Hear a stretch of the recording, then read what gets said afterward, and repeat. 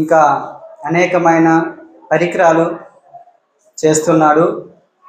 అలా చేస్తూ జీవిస్తున్నాడు. అలాగే మరి అతనికి ప్రయాణం చేయడానికి ఎన్నో వాహనాలు, మరి చూసినట్టుగా అయితే బస్సులు కావచ్చు, అలా ఎలాగైతే పక్షులు ఎగురుతాయో అలాగే మరలా విమానాలలో ప్రయాణిస్తున్నాడు. మరి ఇంత జ్ఞానం ఎలా వచ్చింది అని చూసినట్లయితే అది సాక్షాత్తు దేవుడు వారికి జ్ఞానాన్ని ఇచ్చాడు. మరి ఇంతటి జ్ఞానం మరి మనుషుల్లో చూసినట్టుగా అయితే దేవుని ఆలయం ఏది అని అడిగినట్లుగా అయితే ఏది చూపిస్తారు తెలుసా? ఈ మందిరమే చూపిస్తారు. ఏది అంటే దేవుని మందిరం చూపిస్తారు. చూసినట్లుగా అయితే దేవుని మందిరం కాబట్టి బలిపీఠానికి పిల్లలు మీరు ఎక్కకూడదు, కాబట్టి దేవుని మందిరం దేవుడు ఉండే చోటు అని అంటారు. కానీ అసలైన దేవుని ఇల్లు ఏది అని వారికి తెలిసిందా? నేటి ప్రపంచంలో తెలియలేదు. కానీ దేవుని ఆలయం అని ఈ ప్రపంచ మానవులు తెలియలేదు. ఒకవేళ తెలిసిన వాళ్ళ నేనే దేవుని ఆలయం కదా అని అనొచ్చాము. మరి ఇలా తెలియని మరి ప్రపంచ మానవాళి కొరకు మరి హెబ్రీ పత్రిక 8వ అధ్యాయం 3వ అధ్యాయం 6వ వచనం చూసినట్టుగా అయితే ఏమని ఉందో ఒకసారి చదవండి.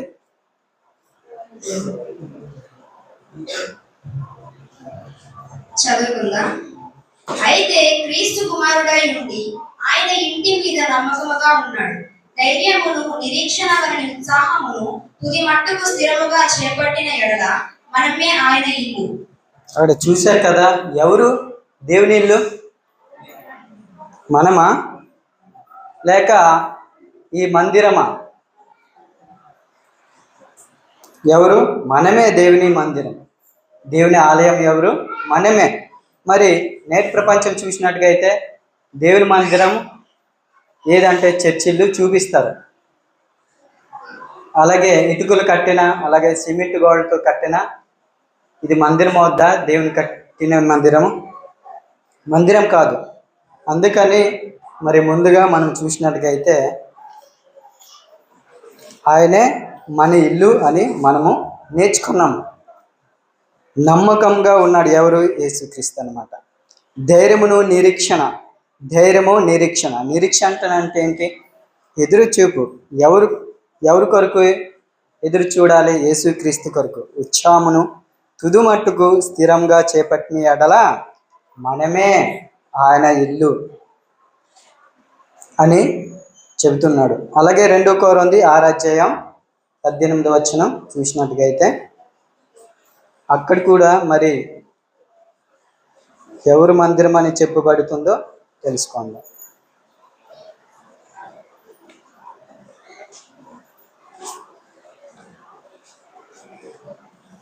అధ్యాయం 18వ వచనం.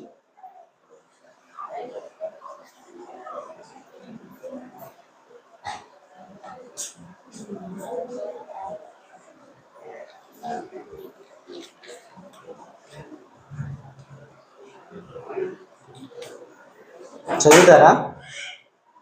6వ అధ్యాయం 18వ వచనం.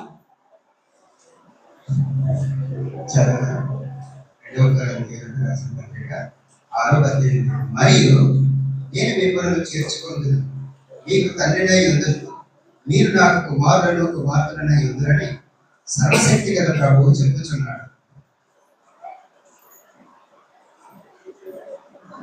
6వ అధ్యాయం 2 కొరింథీ 6వ అధ్యాయం 18. అదేనా?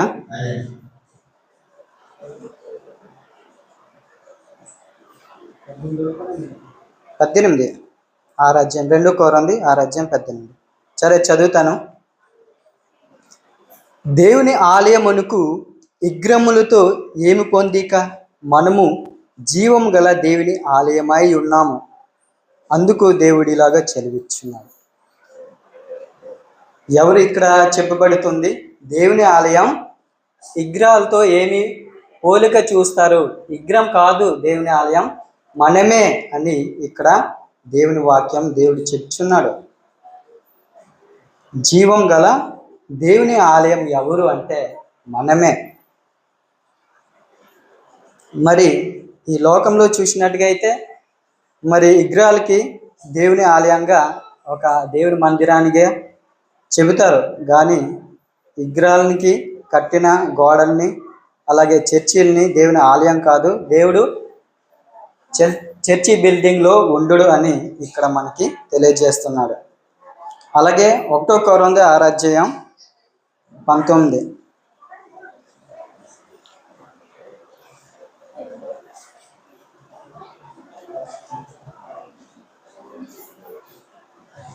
చదువుకుందా. మీ దేహము దేవుని వలన మీకు అనుగ్రహింపబడి మీలో ఉన్న పరిశుద్ధాత్మకు ఆలయమై ఉన్నదని మీరు ఎరుగరా? ఇక్కడ చూశారు కదా, ఏమని ఉంది?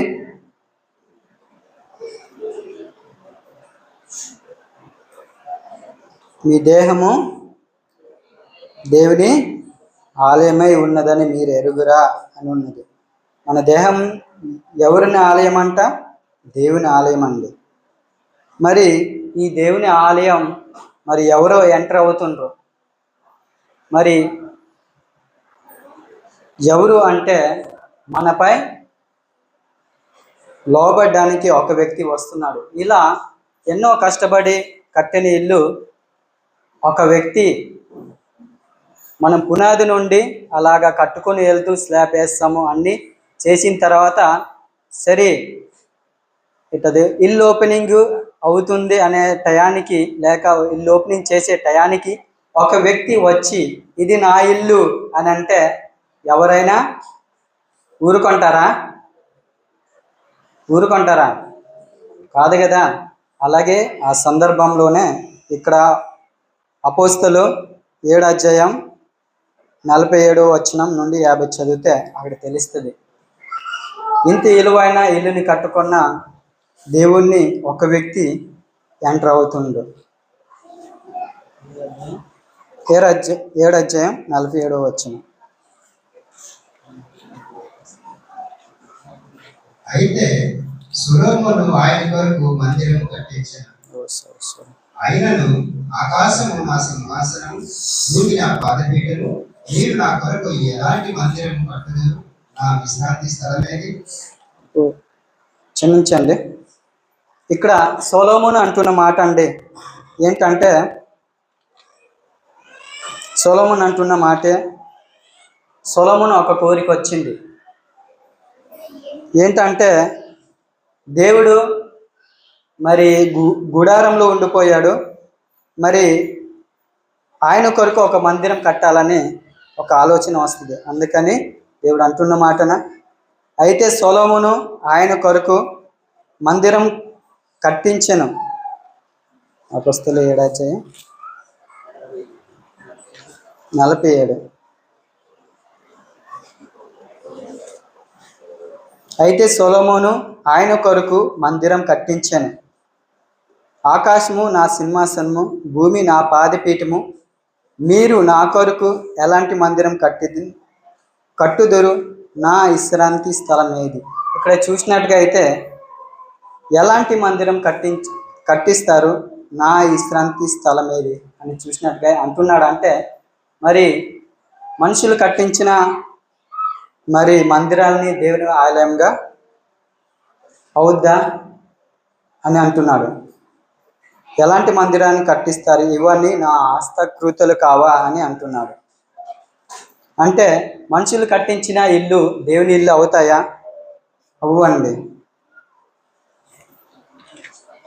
మరి చూసినట్టుగా అయితే దేవుడు ఆకాశము నా సింహాసనము అంటున్నాడు. అంటే ఆయన కూర్చుండే చోట అన్నమాట. భూమి నా పాదపీఠం. భూమి ఎంత ఉందంట పాదపీఠం అంటే మన పాదాలకి పెడితే అంత ఉంటుంది అన్నమాట భూమి.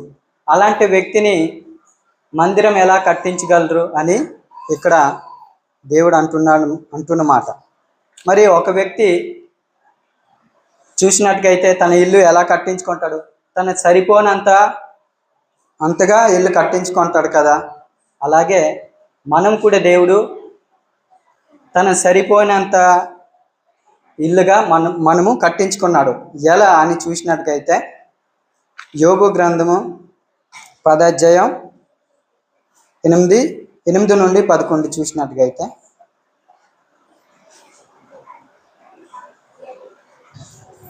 చదువుకుందాం. నీ హస్తములు నాకు అవయవ నిర్మాణము చేసి నన్ను రూపించి ఉన్నను. నీవు నన్ను మృంగివేయుచున్నావు. 9. జిగటమన్నుగానున్న నన్ను నీవు నిర్మించితివి. ఆ సంగతి జ్ఞాపకము చేసుకొను. నీవు నన్ను మరలా మన్నుగా చేయుదువా? ఇక్కడ చూసిన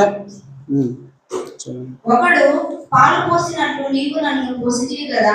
జున్నుగడ్డ ఒకడు పెరుగెట్టినట్లు నీవు నన్ను పెరబెట్టితివి కదా.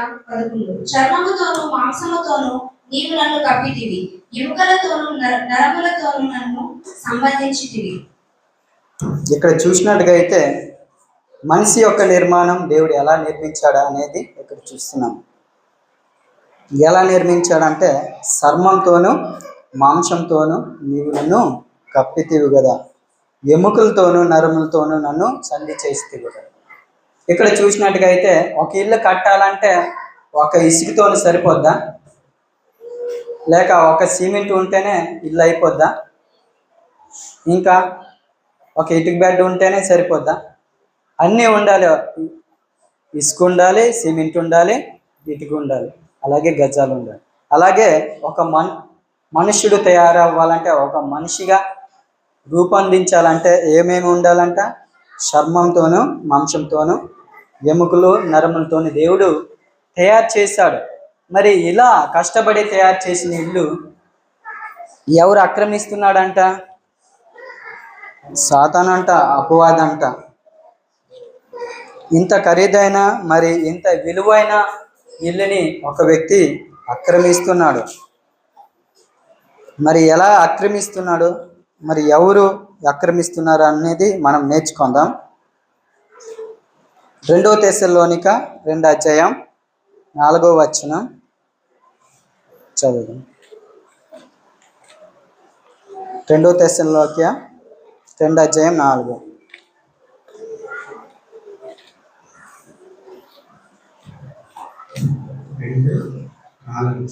ఏది దేవుడు అనబడునో, ఏది పూజింపబడునో దానంతటిని ఎదిరించు, దాని అన్నిటికి పైగా వాడు తను తాను హెచ్చించుకొనచ్చు, తాను దేవుడినని తను కనుపరుచుకొనచ్చు, దేవుడి ఆలయంలో కూర్చుండును కనుక ఏ విధమునైనను ఎవడను మిమ్మల్ని మోసపరచుకుంటుంది.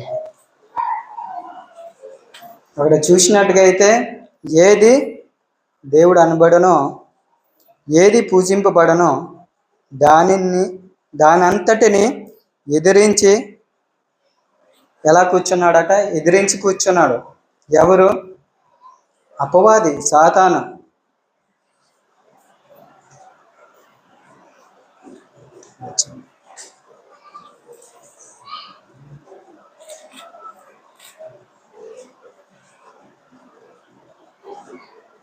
ఏది దేవుడు అనబడునో, ఏది పూజింపబడనో దానంతటిని ఎదిరించుచు దాని కంటికి పైగా వాడు తన్ను తానే హెచ్చించుకొనుచు తాను దేవుడని తాను కనుపరుచుకున్నాడు.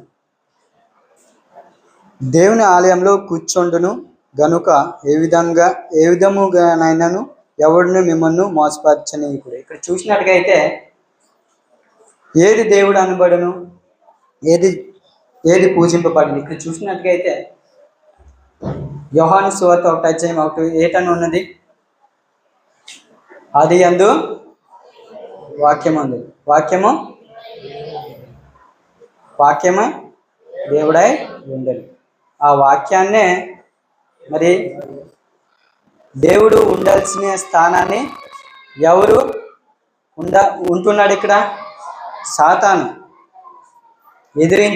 ఎదిరిస్తున్నాడు అన్నమాట. ఎదిరించి ఎంటర్ అవుతున్నాడు.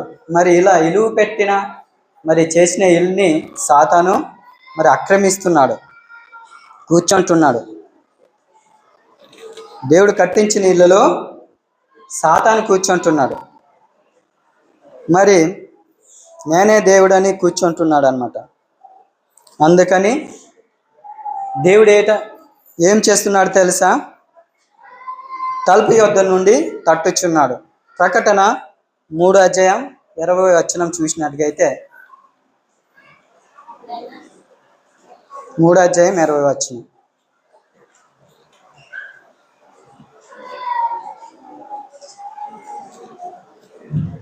ఇదిగో నేను తలుపు వద్ద నిలుచుండి తట్టుచున్నాను. ఎవడైనను నా స్వరం విని తలుపు తీసిన ఎడల నేను అతని యొద్దకు వచ్చి అతనితో నీళ్లు, నాతో కూడా అతను భోజనం చేయను. ఇక్కడ చూసినట్టుగా అయితే సాతాను ఎక్కడ ఉన్నాడండి? దేవుడు కట్టించిన ఇంట్లో కూర్చున్నాడు. కానీ దేవుడు ఎక్కడున్నాడు? బయట ఉన్నాడు, తట్టుచున్నాడు. మరి ఇలా ఎందుకు దేవుడు బయట ఉన్నాడు? మరి దెయ్యం ఎలాంటి స్వభావంతో కూర్చున్నాడు అనేది ఇప్పుడు చూద్దాం. దెయ్యం ఎలాంటి స్వభావంతో దేవుడు కట్టించిన ఇంట్లోనే కూర్చున్నాడు అని చూసినట్టుగా అయితే 1 తిమోతి 6:9-10 చూసినట్టుగా అయితే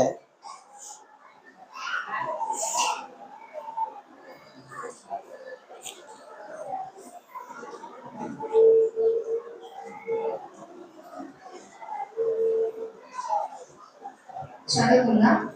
ధనవంతులకు అపేక్షించు వారు శోధనలోను, గురిలోను, అవివేక యుక్తములను, హానికరములైన అనేక దురాశల్లోను పడుదురు. అట్టివి మనుష్యులకు నష్టములోను, నాశనములోను ముంచివేయు. ఎందుకనగా ధనాపేక్ష సమస్తమైన కీడులకు మూలము. కొందరు దానిని ఆశించి విశ్వాసము నుండి తొలగిపోయి నానా బాధలతో తమను తామే పొడుచుకొనిరి. ఆడు చూసినట్టుగా అయితే చూశారు కదా, ఎలా కూర్చున్నాడంటే ధనాపేక్ష, ధనము, మరి ధనం సంపాదించాలనే ధనం మోహంలోనే, ధనం ఆశలోనే ప్రతి ఒక్కరిలో అనేక మంది ధనం కొరకు ఒక వ్యక్తిని చంపుతున్నాడు. ధనం కొరకు ఒక వ్యక్తిని ఏం చేస్తున్నాడు? నరహత్య చేస్తున్నాడు, చంపుతున్నాడు, మోసం చేస్తున్నాడు. ఇలా ధనం కొరకే అనేక మంది తను తానే పొడుచుకున్నారు అని ఇక్కడ చెప్తున్నది అనమాట. మరి ఒక వ్యక్తి తెలుసు కదా, ధనం కొరకు తనను తానే ఉరిపోసుకున్నాడు. ఎవరు? ఇస్కరియోతు యూద. తెలుసు కదా, యేసుక్రీస్తు యందు 3.5 సంవత్సరాలు తనతోనే ఉన్నాడు. అయినప్పటికీ మారినాడా? లేదు. తన మనసు ఎక్కడుండే తెలుసా? ఆ డబ్బు సంచిలోనే ఉండిపోయింది తప్ప కానీ తనతో తిరిగిన యేసుక్రీస్తుకు ఏమని చెప్పాడు, ఏ విధంగా చెప్పాడు, ఎలా జీవించాలనే మాటలు తన మనసులో ఉండలేదు. కానీ ఒక డబ్బు సంచిలోనే తన మనసు ఉండిపోయింది. అందుకనే ఆశించి 30 ఎండి నాణెములు ఆశించి ఆ డబ్బులు కూడా తినలేదు. ఆఖరానికి అక్కడ ఏమయ్యాడు తెలుసా? ఉరిపోసుకున్నాడు. ఉరిపోసుకొని చచ్చిపోయాడు. తర్వాత తన కడుపు బద్దలైపోయి పేగులు కూడా బయటకు వచ్చాయి అనే బైబిల్లో వ్రాయబడింది. ఇలా మనకి ధనం ఆశలో ఉంటే ఆఖరానికి మనమే మరణాన్ని తీస్తుంది, తనను తానే చంపుకుంటారని దేవుని వాక్యం చెలివిస్తుంది. మరి మనం ఉండవలసింది, అలాగే మనం నమ్ముకోవాల్సింది, అలాగే దేవుణ్ణి. కానీ ఇక్కడ చూసినట్టుగా అయితే దెయ్యం మనలో వచ్చి ధన వ్యామోహం చేసుకొని ఒక వ్యక్తిని తను తానే చంపుకో అనే విధంగా కూర్చొని చేస్తుంది. కాబట్టి మనము ధనం ఆశలో ఉండుకోకుండా చూసుకోవాలి.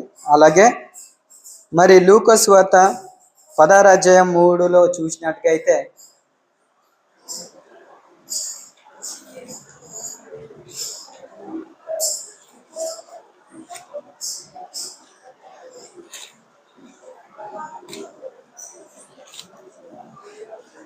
అధ్యాయం 13 చదువుకుందాం. ఏ సేవకుడును ఇద్దరు యజమానులను సేవింపలేడు. వాడు ఒకని ద్వేషించి ఒకని ప్రేమించును, లేక ఒకని అనుసరించి ఒకని తృణీకరించును. మీరు దేవునిని సిరిని సేవింపలేరని చెప్పాను. అక్కడ ఏంటని చెప్తున్నదండి? ఎవరికి ఇద్దరు యజమానులు ఉండకూడదు. ఉంటే దేవుడైన ఉండాలి, లేకపోతే సిరి అయిన ఉండాలి అని అక్కడ చెప్తున్నది. ఇద్దరు యజమానులు ఉండకూడదు.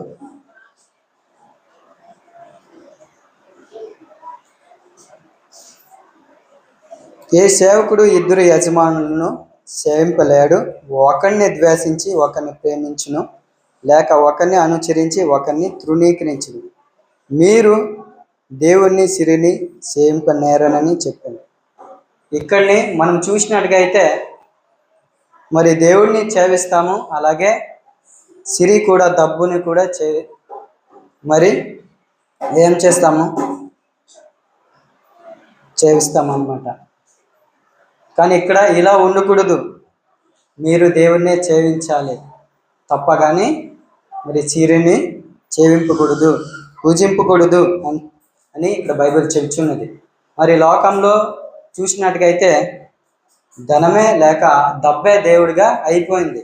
డబ్బు లేకపోతే మనిషి బ్రతకుడు అన్నట్టుగా ఉన్నది. కానీ మనిషి బతకాల్సింది డబ్బు వలన కాదు, దేవుని వాక్యం వలన మనిషి బ్రతుకును అని వాక్యమే చెలివేస్తుంది.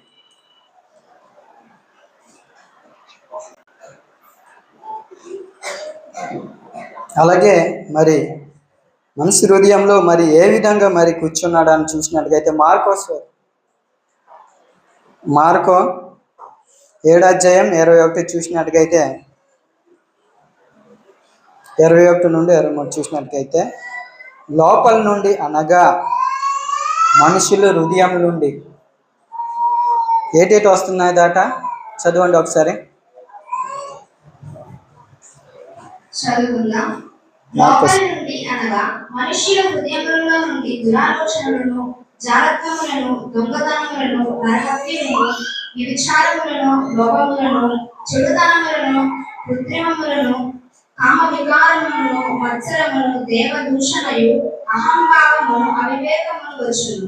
ఈ చెడ్డవన్నీ లోపల నుండి బయలువెళ్ళి మనుష్యుని అపవిత్రపరచునని ఆయన చెప్పాను. మరి సాతాను హృదయంలో మరి దేవుని ఇంటిలో కూర్చొని ఏ విధంగా ఉన్నాడంటే ఇక్కడ చూసినట్టుగా అయితే లోపల నుండి అనగా మనుషుల హృదయంలో ఉండి ఏమేమి వస్తున్నదంట?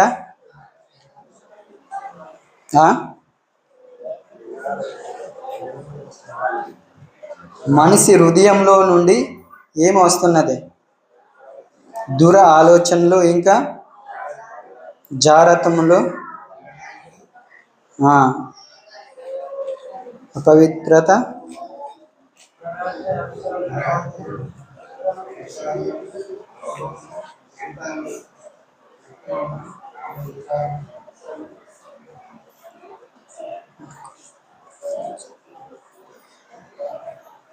లోపల నుండి అనగా మనిషి యొక్క హృదయంలో నుండి దుర ఆలోచనలనండి.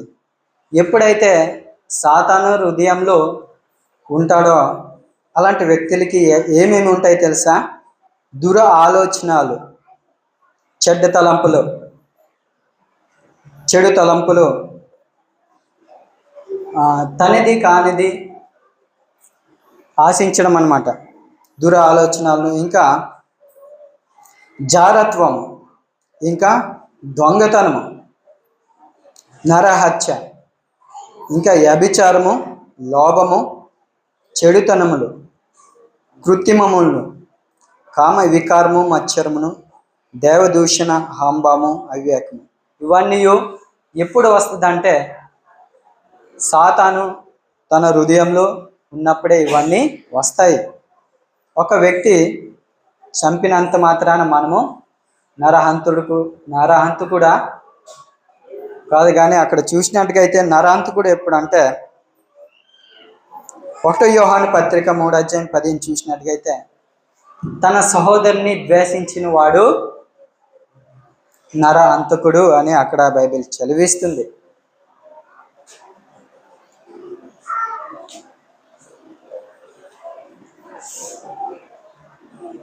అలాగే చూపుల్లోన ఒక వ్యక్తిని, ఒక స్త్రీ తన మోహపు చూపుతోనే వ్యభిచారం చేయును అని, మరి ఒక వ్యక్తి చూపుల ద్వారా మరి వ్యభిచారం చేయను. అలాగే మనం ఒక వ్యక్తిని చంపితేనే నరహత్య కాదు, కానీ అక్కడ ఎవరైతే తన సోదరుని ప్రేమింపుడో ద్వేషిస్తాడో వాడే నరహంతకుడు అని బైబిల్ చదివిస్తుంది. మరి ఇలా దేవు దేవుని ఇంటిలో సాతాను కూర్చుంటున్నాడు. అలాగే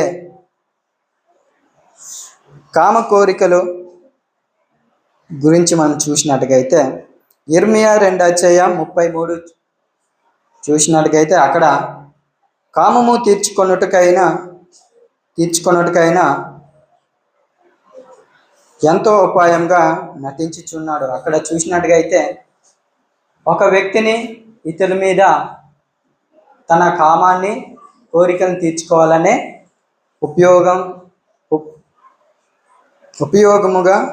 ఉపయోగముగా నటిస్తున్నాడు.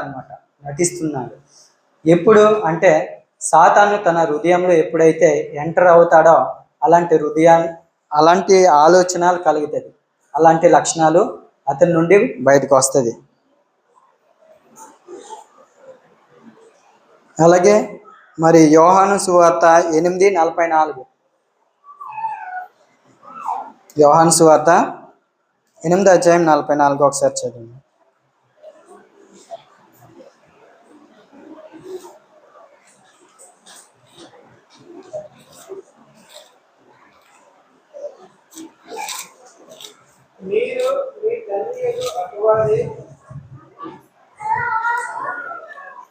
మీరు మీ తండ్రియగు అపవాది సంబంధం, మీ తండ్రి దురాశలు నెరవేర్చుకొనుచున్నారు. ఆది నుండి వాడు నరహత్య నుండి సత్యమందు నిలిచివాడు కాడు, వాని యందు సత్యం లేదు. వాడు అబద్ధం మాట్లాడు, తన స్వభావం అనుసరించి మాట్లాడును. వాడు అబద్ధులకు జనకుడైన ఉన్నాడు. వాడు చూశారు కదా, ఎవరు తండ్రి అంట? మీరు మీ తండ్రి యగు అపవాది సంబంధులు, మీ తండ్రి దురాశలు నెరవేర్చి గోరుచున్నారు. ఆది నుండి వాడు నరహంతకుడు. ఆది నుండి వాడు ఎలాంటి వాడంట? నరహంతకుడు. ఆదిలో ఉండేటప్పుడు ఎవరిని చంపుకున్నారు తెలుసా? ఎవరెవరు? కయీను యాబేలు గురించి తెలుసా? అక్కడెళ్ళి స్టార్ట్ అయింది నర హత్య చేయడం. తన తమ్ముడినే ఏం చేశాడు? చంపేశాడు. మరి అలాంటి స్వభావం అతనిలో ఎలా వచ్చింది అని చూసినట్టుగైతే ఆది నుండే దెయ్యం ఎవరిలో ఎంటర్ అయ్యాడు? కయీనులో ఎంటర్ అయ్యి తన తమ్ముడినే చంపించే విధంగా చేస్తాడు. కాబట్టి ఆది నుండి వాడు నరహంతకుడు ఉండి సత్యమునకు నిలిచిన వాడు కాదు. సత్యం అంటే అసలే పడదు. సత్యం గల రూపము ఎవరిది? దేవునిది. కాబట్టి సత్యం అంటే అతనికి అసహ్యం. వాని యందు సత్యం లేదు. వాడు అబద్ధం ఆడినప్పుడు తన స్వభావం అనుసరించి మాట్లాడును. వాడు అబద్ధికుడు, అబద్ధమునకు జనకుడు. ప్రతి మాటకి అబద్ధం చెప్పినవాడు ఎవరి సంబంధి అంట? సాతాను సంబంధి. ప్రతి మాటకి ఏం చేస్తాడు? అబద్ధమే. ఏ మాట అయినా తిన్నగా మాట్లాడు. మరి ప్రతి మాటకి అబద్ధం ఆడుతూనే ఉంటాడు. దీన్ని బట్టి ఎవరి సంబంధి అనేది మనము తెలిసిపోద్ది. అబద్ధం మాట్లాడితే అతని అపవాది సంబంధి, సాతాను సంబంధి. అతనిలో ఉన్నాడు సాతాను కాబట్టి అబద్ధం ఆడతాడు. అలాగే మరి రోమా పత్రిక 1:28-29, రోమా పత్రిక 1:28-29.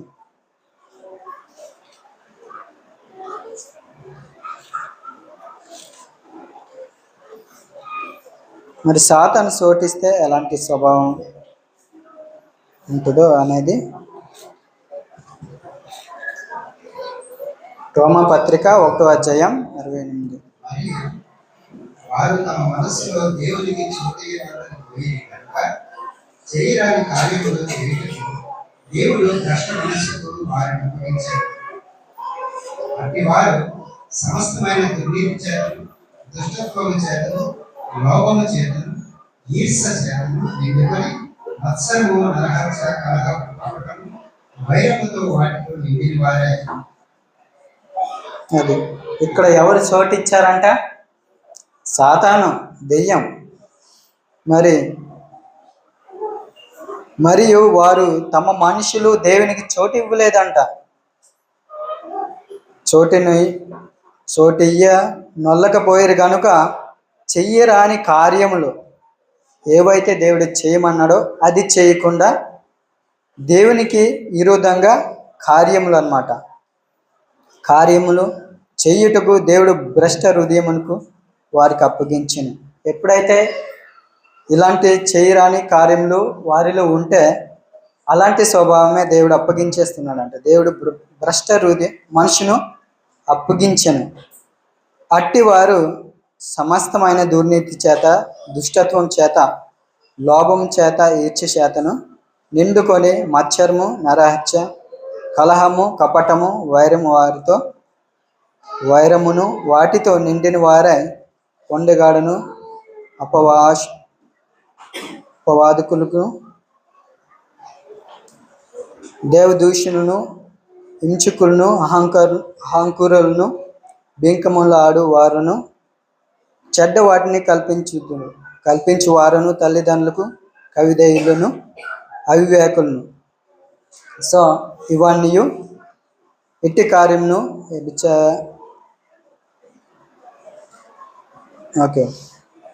అవివేకులు ఇలా అన్నమాట. ఎప్పుడైతే అలాంటి హృదయం ఉంటుందో మొత్తం దేవుడు కూడా అట్టి హృదయాన్ని మనిషికి అప్పగించేస్తాడు. అలాగే భ్రమపరచే ఆత్మ మనలో ఉంటుంది అన్నమాట. కాబట్టి వాటి కొరకు మనం కూడా చూద్దాం. 2 కొరింథీ 4:3 భ్రమపరిచే ఆత్మ మనలో ఉంటే ఎలా ఉంటుంది అనేది చూద్దాం. అక్కడ దెయ్యమే ఒక భ్రమపరిచే ఆత్మగా ఉంటాడు.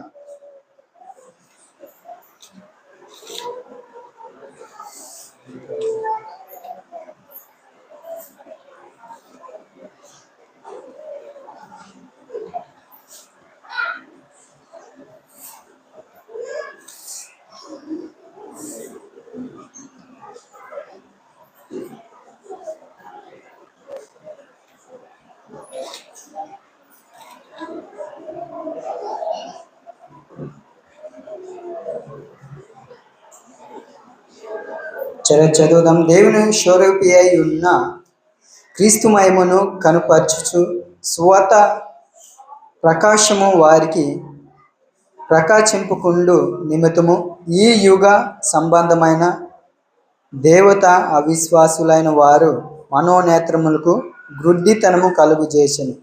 ఇక్కడ చూసినట్టుగా అయితే ఈ యుగ సంబంధమైన దేవదూత అంటే చూసినట్టుగైతే మరి నరహత్య ఇవన్నీ ఉన్నాయి కదా. ఇలా మరి ఒక సంబంధమైన దేవత అన్నమాట.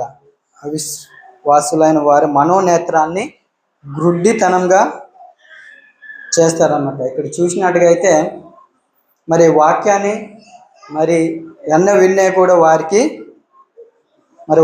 మారు మనసు అనేది ఉండదు. అలాగే మరి ఎలాంటి స్వభావం ఉంటారో అలాగే ఉంటారు. ఎప్పుడైతే ఈ యుగ సంబంధమైన దేవత ఉంటుందో వారికి అలాగే ఉంటారు. వారు మార్పు అనేది చెందరు. మరి వారికి ఎప్పుడు వారు తెరవబడతారని చూసినట్టుగైతే అదే కొరింథీ 3:16 2 కొరింథీ 3:16 చూసినట్టుగైతే వారి హృదయమును ప్రభువు వైపుకు ఎప్పుడు తిరుగునో అప్పుడు ముసుగు తీయబడును. మరి దేవుని వైపు ఎప్పుడైతే తిరుగుతారో అప్పుడు వారి ముసుగు ఏమవుద్దంట? భ్రమపరిచే ఆత్మను ఏమవుద్ది? తీయబడుతుంది. మరి ఈ దెయ్యమే ఇక్కడ ఒక ముసుగుగా ఉంటున్నాడు.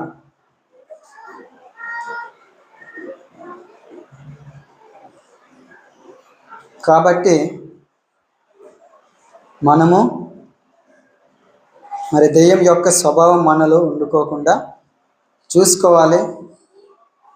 అలాగే మన కన్నుల కోసము, మన కన్నులు దేవుడు నిర్మించాడు కాబట్టి మన కన్నులు ఎలా ఉన్నాయి, మరి దేవుని ఇంటిలో కూర్చొని ప్రతి అవయవాన్ని ఎలా చేస్తున్నాడు సాతాన్ అనేది తెలుసుకుందాం. 2 పేతురు 2:14.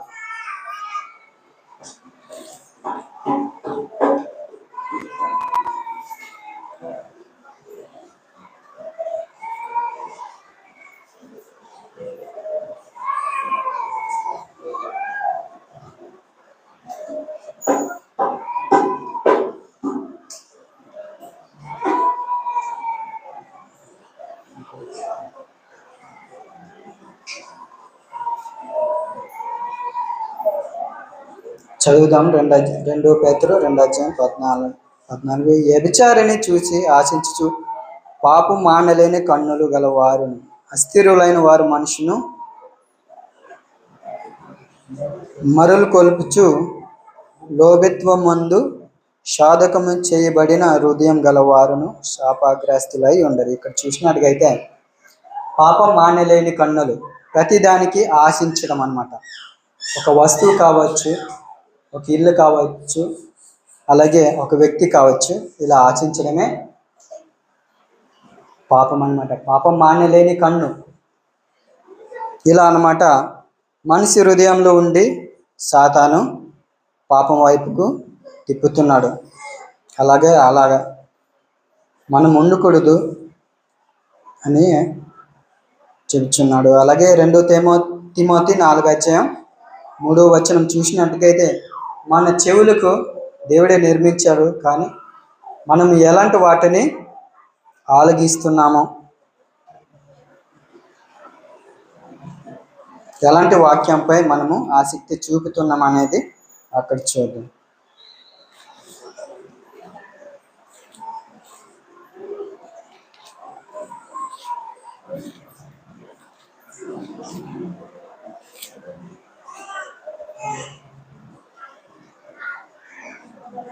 రెండో తిమోతి 4:3.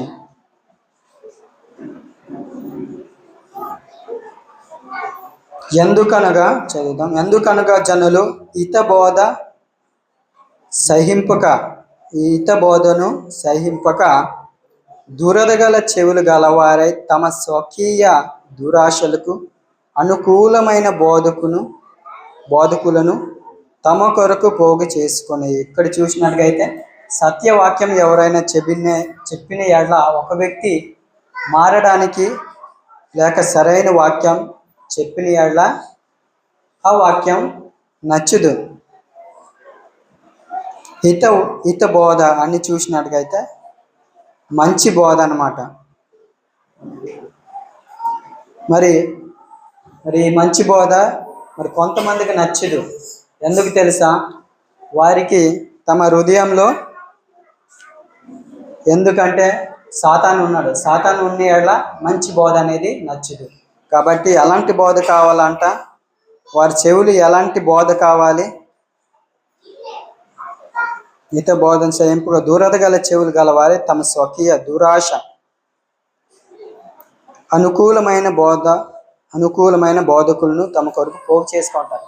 వారు నచ్చిన బోధకుల్ని సమకూర్చుకుంటారట. అలాంటి వ్యక్తులు దురద గల చెవులు. మరి ఇలాగా దేవుడు చేసిన మరి నోరుని మరి ఎలాంటి మాటలు మాట్లాడుతున్నారు, మరి సాతాను నుండి ఎలాంటి మాటలు పలికిస్తున్నాడు అనేది చూద్దాం. సామెతల 6:12.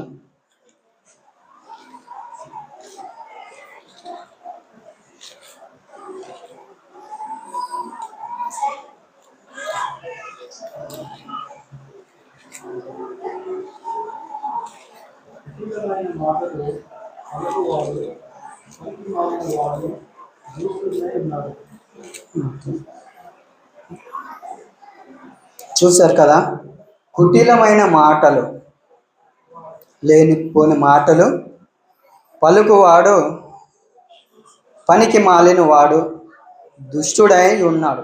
ఇక్కడ చూసినట్టుగా అయితే లేనిపోని మాటలు ఒక వ్యక్తిని చెప్పి వారిని రెచ్చగొట్టడం అన్నమాట. లేనిపోని కానీ వాటి మాటలు చెప్పి వాటిని రెచ్చగొట్టడం, లేక గొడవ చేయించడం కుటుంబం. ఇలా పెట్టినవాడు ఎవడంట? దుష్టుడు. అలాంటి వ్యక్తి దుష్టుడై ఉన్నాడని బైబిల్ చదివిస్తుంది. మరి ఇలా అన్నమాట, దేవుని ఇంటిలో కూర్చొని ఒక వ్యక్తిని తన నాశనం చేయడానికే దేవుడి ఇంటి కూర్చున్నాడు అనమాట. ఒక వ్యక్తిని ఎవరు అంటే సాతాను. అతనే ఆపరేట్ చేస్తున్నాడు అనమాట తన ఇంట్లో కూర్చొని. మరి ఇలా కూర్చున్న మరి సాతాన్ని ఇలాంటి స్వభావం మనలో ఉండుకోకుండా ఉండాలంటే మనము ఏం చేయాలి?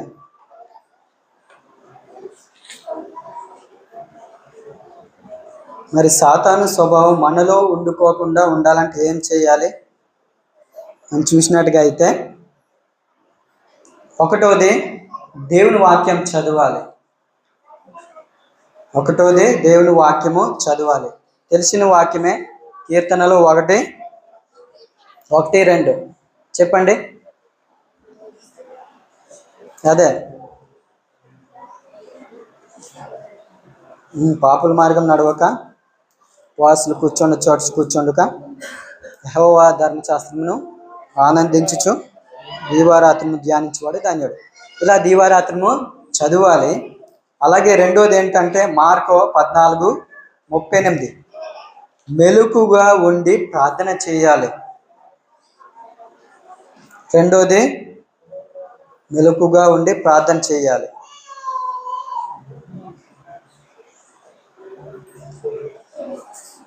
మార్కో 14:38.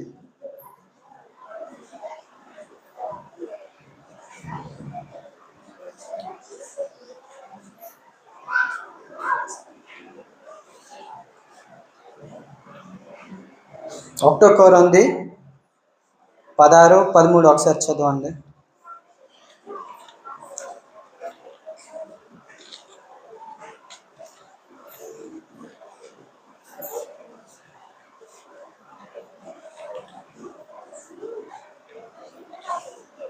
మెలుగుగా ఉండి విశ్వాసముకు నిలుకడగా ఉండి పౌరుషము గలవారై ఉండి బలవంతులై ఉండి. Okay, thank you. అక్కడ చూసినట్టుగైతే ఒకటో కొరింథీ 16:13 ఏటని ఉందంటే, మెలకుగా ఉండుడి, విశ్వాసమందు నిలకడగా ఉండండి, పౌరుషం గలవారై ఉండండి, బలవంతులై ఉండండి అని. మరి మీరు చేయు కార్యములన్నీ ప్రేమతో చేయుడని అక్కడ చదివించున్నాడు. ఎలా ఉండాలంట? మరి సాతాను మనలో ఉండుకోకుండా, ఇలాంటి స్వభావం ఉండుకోకుండా ఉండాలంటే మనం ఎలా ఉండాలంట? మెలకుగా ఉండాలి. ఇంకా విశ్వాసం కలిగి మెలకుగా ఉండాలి. అప్పుడైతేనే మనము సాతాను మనలో రాడు.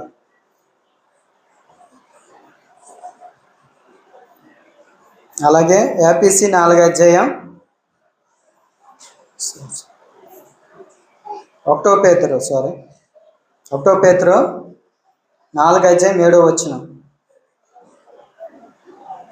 మీరు స్వబుద్ధి గలవారై ప్రార్థన చేయాలి. స్వబుద్ధి కలిగి ప్రార్థన చేయాలి. మెలకుగా ఉండి ప్రార్థన చేయాలి.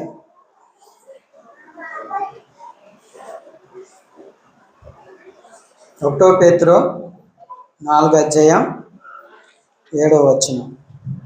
మనం ఎలాగ ఉండాలంట? స్వస్థ బుద్ధి గలవారై మెలకుగా ఉండి ఏం చేయాలి? ప్రార్థన చేయాలి. అలాగే కీర్తనలు 34:7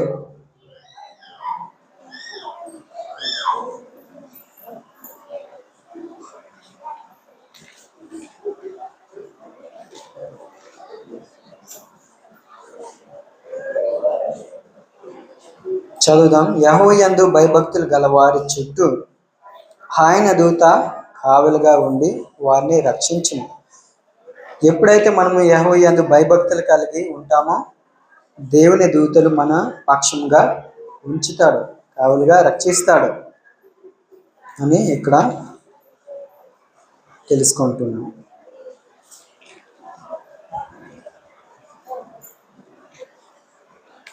అలాగే ఏపీసీ 4:27 ఎవరిని చోటు ఇవ్వకూడదు అంట? అపవాదిని. అక్కడ 4:27లో చూసినట్టుగా అయితే అపవాదిని చోటు ఇవ్వకండి. ఒకవేళ అపవాదికి చోటు ఇస్తే మీ హృదయంలో ఉండి తాన్నే ప్రతిదీ చేయిస్తాడు అని అక్కడ అపవాదిని చోటు ఇవ్వకండి అని తెలియబడుతుంది. మరి అలాగే ఏపీసీ 6:11-12లో చూసినట్టుగా అయితే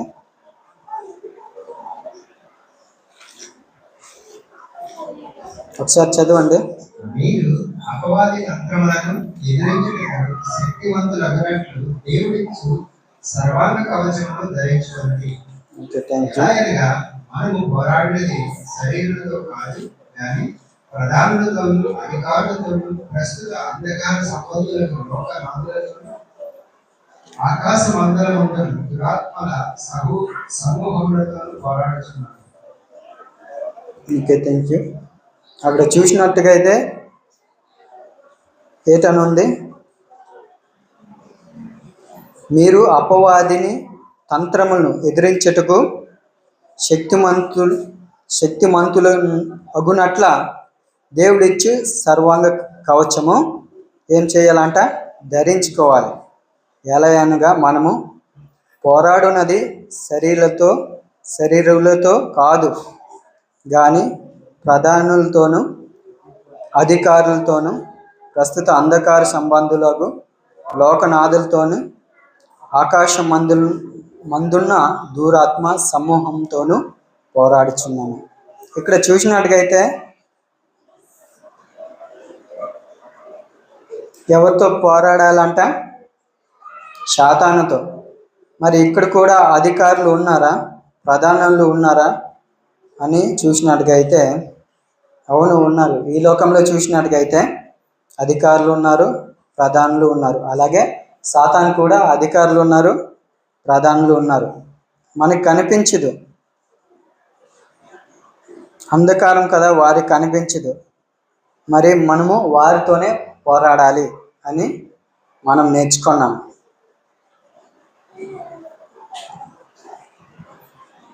ఓకే, ఇదే లాస్ట్ వాక్యం.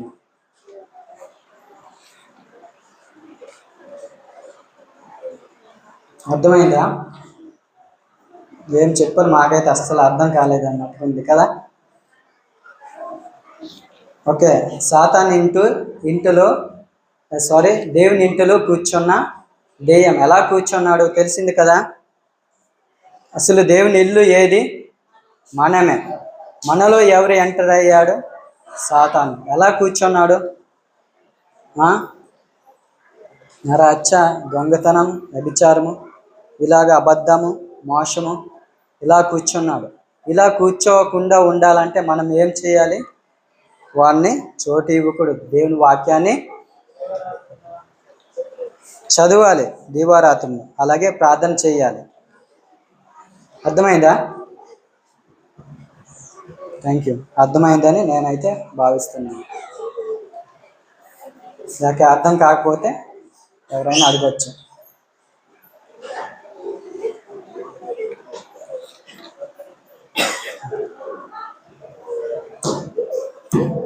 మరి ఈ వాక్యము మరి ఎక్కడైతే సరి కాలేదో మరి సేవకుడు మరి ఈ విధంగా కొంచెం వివరిస్తారని తెలియజేస్తుంది.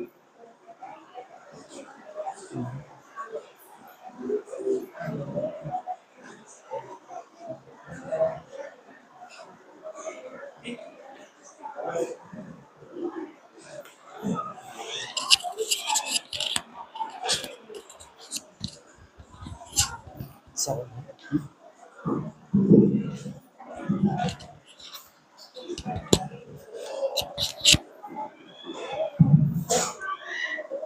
మరి సహోదరుడు లక్ష్మణ్ తమ్ముడు బాగా చక్కగా చెప్పారు. మరి దేవుడు ఇంటి ఎవరు అధీనంలో పెట్టుకున్నారనేది ఆయన చెప్పారు. దేవుడు ఇల్లు ఏది?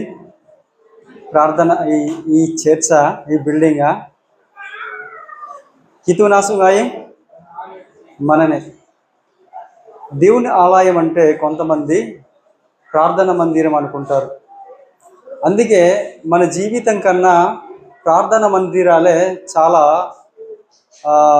ఆకర్షణీయవంతంగా తయారు చేస్తారు కదా. అదనమాట. ఎందుకంటే దేవుడు అక్కడ కూర్చుంటాడు, దేవుడు అక్కడ ఉంటాడు అనే వారు భ్రమలో ఉన్నారు. కానీ దేవుడు ఈ ప్రార్థన మందిరంలో ఉండడు. కానీ దేవుడు ఆలయం మనమే. అయితే ఇప్పుడు సైతాన్ ఎలా కూర్చున్నాడు? మనలో ఉంది. ఆయన శారీరకంగా భౌతికంగా వచ్చి కూర్చోలేదు, కానీ మన మైండ్ని కంట్రోల్ చేస్తున్నాడు. చెప్పో అలా నో గంటల జీతం అయితే కంట్రోల్ చేస్తూ ఆయన నచ్చినట్టుగా నడిపించేస్తున్నాడు. గెలవైతే సోనమ ముంబాలంటే కొని ఎత్తిన బొమ్మరాడో మంచిగా ఉన్నోడికి అసహించుకుంటాడు, పాపం చేసినోడు ప్రోత్సహిస్తాడు, విచారం చేస్తాడు, దొంగతనం చేస్తాడు, అబద్ధాలు చెప్తాడు. ఈ విధంగా దేవుడు చోటిచ్చిన వారి సైతాన్ని చోటిచ్చిన వారిలో ఇటువంటి లక్షణాలు ఉంటాయి అన్నమాట. అందుకే మరి తమ్ముడు చాలా స్పష్టంగా చెప్పారు. చాలా రెఫరెన్స్ కొన్ని అయితే ఇక్కడ రాయబడలేదు. ఒకవేళ మరి ఆ రెఫరెన్స్ కావాలనుకుంటే సహోదరుడు ఇస్తారు. ఎందుకంటే కితుగన్ అసింగ్లిగన్ సోనమం గోబేత అంటే దానికి ఎలా గోబేతే ఎతంబరి అని బరాయితే అసింగ్లింగ్ గోబం గోబులు అనేది. తర్వాత ఆ సైతాను మన ఇంట్లో ఎల్లుగొట్టాలంటే ఏమై ఉండాలి, అవన్నీ చాలా స్పష్టంగా చెప్పారు. రెఫరెన్స్లు మరి చాలా క్లియర్గా ఈ యొక్క భావాన్ని, అర్థాన్ని క్లియర్ అవ్వడానికి, స్పష్టంగా అర్థం అవ్వడానికి రెఫరెన్స్లు కూడా ఇచ్చి ఉన్నారు. అందుకే ఈ సైతానుడు ఎందుకు మనలో ఉన్నాడంటే మనం చోటు ఇవ్వడం వలన. అందుకే మనం చోటు ఇచ్చాము. తర్వాత ఏం చేస్తున్నాడంటే తలుపు యొద్ద నిల్చొని ఏం చేస్తున్నాడు? తట్టుతున్నారు. ఎవరైనా నా స్వరం విని తలుపు తీస్తే వారిలో నేను ఉంటానని. ఎందుకంటే సైతానుడు మనలో కూర్చొని ఉన్నాడు, దేవుడు చూస్తూ ఉన్నాడు. నా రూపంలో, నా సారూప్యతలో చేయబడినటువంటి ఈ మానవ శరీరంలో దురాత్మ కూర్చొని ఉన్నాడు. కాబట్టి ఒకవేళ తలుపు తీస్తే నేను వెళ్ళి చరిత్రని, జీవితాన్ని మార్చేయాలనేసి దేవుడి యొక్క ఆలోచన. ఇక అనలేను అటువంటి మనసు ఉన్నామా? కునేనేగోయ్ అమ్మొన్న అంటే కోలాయండే నేను ఎత్తిపిండి అయితే తలుపు తీయాలి. తలుపు తీయడం అంటే ఏంటంటే అల్లేన్ కెనోల్లేంగన్, తర్వాత గర్భెర్రేంగన్, తర్వాత సాతాన్ని ఎదిరించడానికి, దుర్బోధను ఎదిరించడానికి ధైర్యం ఉండాలి కూడా. చెప్పు అవన్నీ చెప్పాడు. మరి సోదరుడు ఇంత స్పష్టంగా చెప్పినందుకు ఆనందంగా నగర్ బిర్బా ఆయన ఈ టైటిల్ చెప్పడం ఒకసారి తమ్ముడు మీరు చెప్పాలి అనేసి నేనే తర్వాత సోదరుడు రాజారావుతో మాట్లాడి ఈ యొక్క అవకాశాన్ని మేము ఇచ్చినటువంటి మరి చెప్పినటువంటి మాట కాదనకుండా ఈ యొక్క మెసేజ్ని మన ముందు పెట్టినటువంటి సోదరు లక్ష్మణ్ కూడా ప్రత్యేకంగా వందనాలు తెలియజేస్తున్నాను. ఆనందం మరి అనేక వాక్యంలో ఎదగాలని, మరింత ఇలాంటి పెద్ద సభలోని సంఘాల్లో చెప్పాలని ఆనందంగా చలగార్బిర్బా ఇలాంటి వారిని మనం ప్రోత్సహించాలి. దైవ జ్ఞానంలో నడిపించినటువంటి వారిని కూడా ప్రోత్సహించాలి, ప్రార్థన చేయాలి. అయితే కంబిర్నాంజీ గల్లులు బెంగాంలే నేను కూడా నమ్ముతున్నాను. ఈ రీతిగా మనం జీవించాలి, వాక్యం చదవాలి, తర్వాత ప్రార్థన కూడా చేయాలి. చెప్పు ఎందుకంటే వాక్యం తినోళ్ళు బెండే చాలా బోధనలు ఉంటుంది లోకంలోనే గిల్లవు కదా. దుర్బోధలు అంటే ఇప్పుడేంటంటే మనరాంజీ కట్టుకథలు ఇష్టపడతారండి. మంచి బోధ, మంచి సిద్ధాంతాలు ఇష్టపడరు. నేను జనండి అమౌన ఏరైతే అనుకో సైతాను మాలో ఉండాలనేసి తర్వాత కూర్చున్నాడు అనేసి మనం అర్థం చేసుకోవాలి. అయితే company galul bengam tenai kam bena sale kitu kudu bena rom sita ite tenjang den bojangan kitu nan ada sita te kenyangan sel agar berba kudu belanji na tiba erong lenar kiten go kitu nan da on masenta aman sakai kitu le janari kitu le amen kitu le demanran gamangtung lenungu dan seri ganuding ada nalle Gerak besing nate aman si ingnam gamle gamangtung dignya yam si ko jana gamla kade bindo si ingnam gamangtung si imbate ganuturan adere na singlen asje baswe driyangle naman raja garkop nam kanodarande naman radik pidana kanap sele amen kitu nap sele si ingna agutul benasan gamangtung tunate gamle gamangtung solomon janang den gamangtung asing nap sele gamangtung gamangtung op lengan der bindo aman gamangtung sin bat senap jan asing lengan tekone bindo aman itintin mungkana bat jale jangada nam dakole kun asing lengan abos aman basoti kam gamangtung anyeng lenai kan sing lengan nami sonuman ganle do gamangtung idalan banandraban poran fengsam jundudan gamangtung bakechom banandraban bigger gamangtung yerse anogan dinji kaye maran gamangtung kana kudu banyang tele kane ne go adkoten aman regnale gamangtung kunate sonamang go bet gamle galambende te gamle te gamangtung te awon nam abdang lele kanap sele boga kanumbri aman rengan adkotele nan awon nam ji bote jen ngejeng jen ode gamangtung te anamdang marang ji amun ne kore jeng ne gamangtung garberam bate benana manandang bate kaneno alam bate gamangtung bar mungba banam gamangtung alle monnalenji gamangtung atiti sari gamangtung alen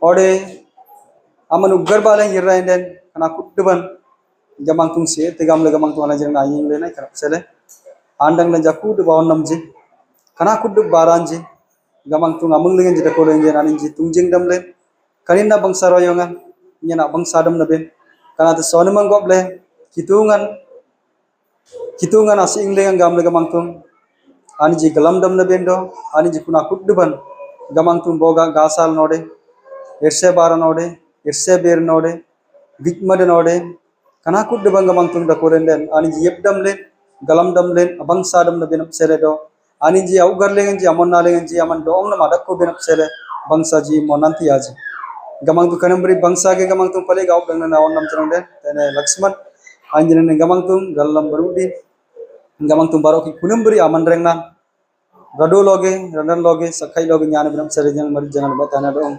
tangora bangsa galam bununin tiya tene anan dengan awon nam do awon nam ji do gamangtung kambena na op lenglen awon nam kuddub le kambena batap sitalen do bananda mandeng nalen san la mana satang ganu gumpane ming senin sen de gamle ruang de sanap gamar siam dengan agar bete nai amen kudu belem tide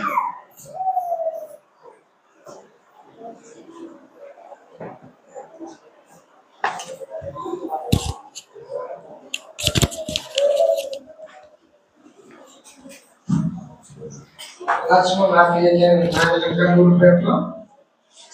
I'm going to